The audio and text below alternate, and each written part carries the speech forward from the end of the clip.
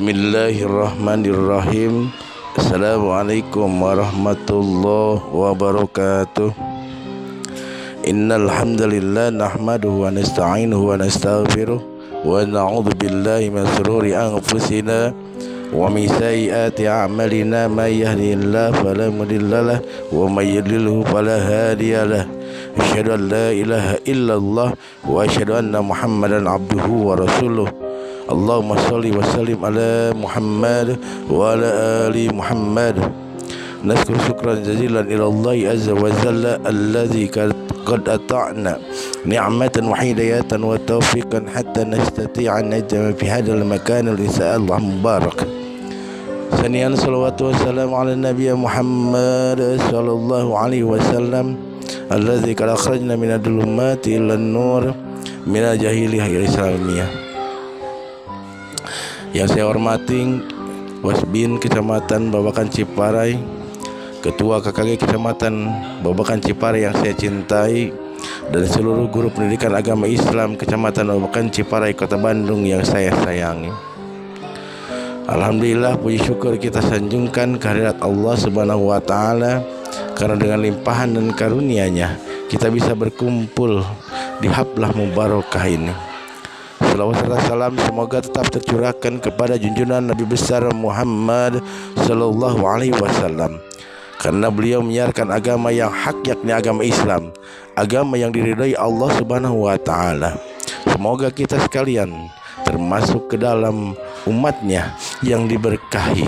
Amin ya Allah ya rabbal alamin.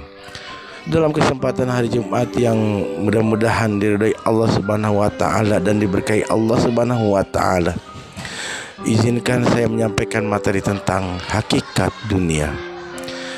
Ikhwatul iman rahimakumullah, Syekh Shalil Al-Munajjid menjelaskan tentang makna dunia dan alasan menyebutnya sebagai ad-dunya.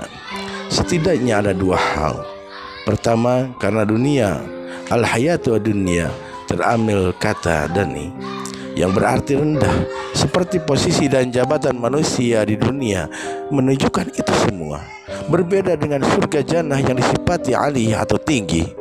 Allah Subhanahu wa taala berfirman, fi jannatil aliyah, dalam surga yang tinggi. Quran surat Al-Haqqah ayat 22. Yang kedua, karena singkatnya waktu kehidupan di dalamnya, seperti ditunjukkan dalam beberapa ayat dalam Al-Quran, sebagaimana begitu singkat dan cepatnya waktu. Kalimat pepatah Arab atau mafudat mengatakan bahwasannya al-waktu kasayfi in lam taqtalahu qatta'aka. Waktu itu seperti pedang, jika engkau tidak menggunakannya dengan baik, ia akan memotong. Itulah patah Arab, al-waktu kasayfi in lam taqtalahu qatta'aka. Karya Imam Ibnu Qayyim rahimakumullah, petuah yang redaksinya di dalam kitab Al-Jawaibul Kahfi, disebutkan bahwa Imam Syafi'i berkata, yang artinya waktu laksana pedang, jika engkau tidak menggunakannya maka ia yang malah akan menebasmu.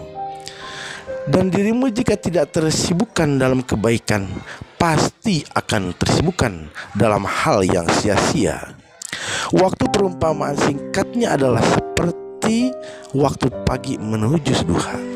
Allah Subhanahu wa taala berfirman, ka'annahum yauma yarawna lam yalbasu illa sayi'atina aw duha.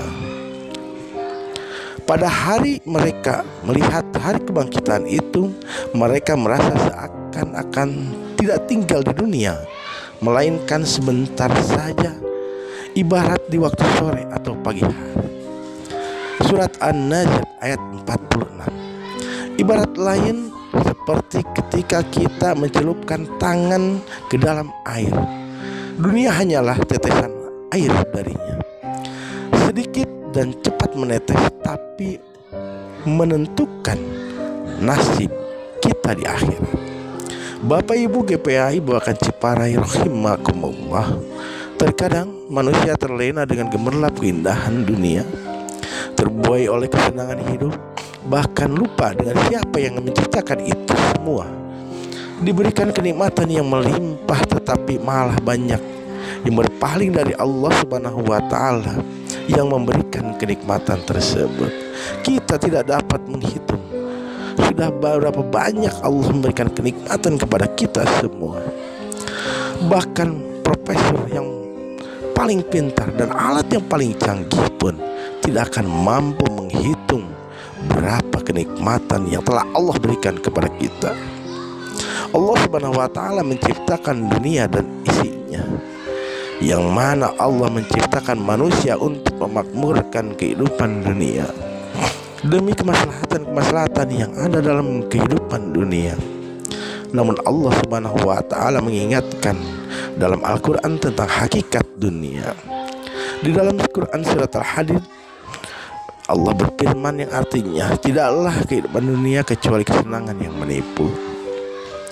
Dunia sangatlah menipu, namun tentunya bagi seorang mukmin, ketika ia melihat dunia ternyata kesenangan menipu, dunia fana. Bahkan Al-Quran dan hadis tidak pernah memuji dunia. Tak pernah sekalipun dalam Al-Quran Allah Subhanahu wa Ta'ala memuji dunia. Rasulullah SAW pun juga tak pernah memuji dunia. Allah berfirman dalam Al-Quran memberikan pemisalan tentang kehidupan dunia. Allah berfirman dalam Al-Quran surat Al-Hadid ayat 20 yang artinya, ketahuilah bahwa kehidupan dunia itu hanyalah permainan, kelengahan, perhiasan, dan saling bermegah-megahan di antara kamu, serta berlomba-lomba dalam banyaknya harta dan anak keturunan. Perumpamannya adalah seperti hujan yang tanamannya mengagumkan para petani, lalu mengering dan kamu lihat menguning, kemudian hancur. Di akhirat ada azab yang keras serta ampunan dari Allah Subhanahu wa Ta'ala dan keridhoannya. Kehidupan dunia bagi orang-orang yang lengah hanyalah kesenangan yang memperdaya. Di akhir surat Al-Hadid ayat 20, Bismillahirrahmanirrahim, wa ma hayatud dunya illa mata'ul gurur. Artinya kehidupan dunia bagi orang-orang yang lengah hanyalah kesenangan yang memperdaya. Kehidupan dunia itu hanyalah permainan dan senda gurau. Demikian pula perhiasan, berbangga-bangga dan memperbanyak harta masing-masing untuk kesenangannya, berlomba-lomba memperbanyak anak dan keturunannya untuk kesenangannya. Perumpamaan seperti air hujan yang turun lalu kemudian tanaman itu membuat kagum para petani, tapi kemudian tak lama tanaman itu menjadi kuning, lalu kemudian tanaman itu menjadi hancur. Ikhwanu fillah, guru pendidikan agama Islam Kecamatan Bakan Ciparai rahimakumullah. Maka seorang mukmin sadar bahwa dunia memang bukan tempatnya dia beristirahat, bukan tempatnya selamatnya, namun ia menanam. Sebab itu ia tahu bahwa kehidupan di dunia itu akan menuju sebuah kehidupan yang lebih panjang. Seorang mukmin kemudian berpikir, buat apa ia mengejar dunia, kemudian ia menggadaikan akhirat? Buat apa ia mengejar sesuatu yang fana, kemudian ia merusak akhiratnya? Orang-orang yang mengejar dan merasa tentram di dunia merupakan orang-orang yang merugi. Secara sederhana kita bisa gambarkan bahwa dunia itu rendah secara geografis, singkat secara waktu, dan hina secara hakikat. Dengan memahami hal ini, sikap kita yang benar adalah tidak lalai terhadapnya, tidak menghabiskan waktu untuk sesuatu yang sia-sia. Jangan lupa, kita menjadi apa yang disebut dengan dalam ayat bal tu'siruna hayatud dunya wa akhiratu khairun wa abqa.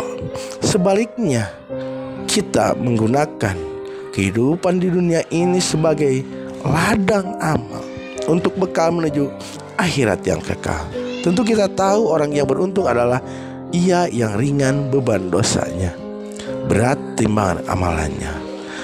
Mudah-mudahan ikhwan fillah rahimakumullah, kita semua, wabil khusus guru-guru PAI di Bakan Ciparai ini tergolong orang-orang yang beruntung dan mendapatkan berat timbangan amal kebaikan, yang kemudian mendapatkan tempat yang terbaik di surganya Allah Subhanahu wa Ta'ala. Amin, amin, amin ya Allah ya Rabbal Alamin. Wallahu a'lam bishawab. Demikian ceramah ini saya sampaikan.